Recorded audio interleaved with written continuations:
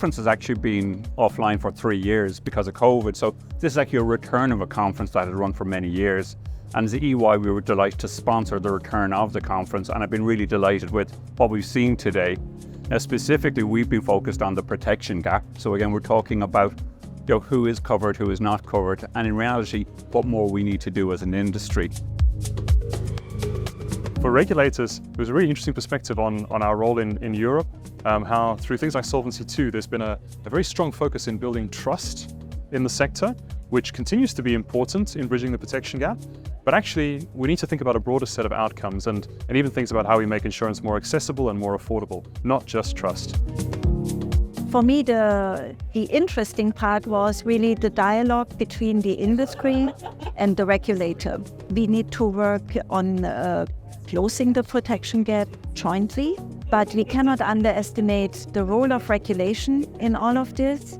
It can be beneficial, but it can also have an impact that could be counterproductive.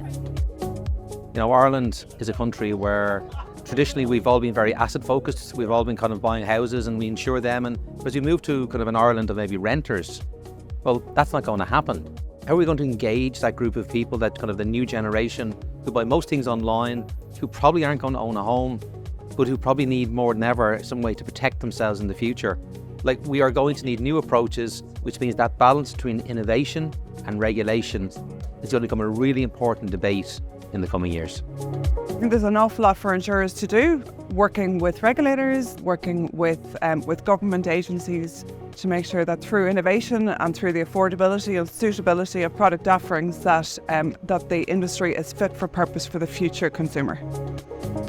The industry still hasn't caught on to say that we do need good cyber hygiene. We need to ensure that we have amazing incident response capabilities in play, and we really need to secure our perimeters.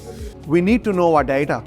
We need to know our third parties, and above all, we need to be ready to respond.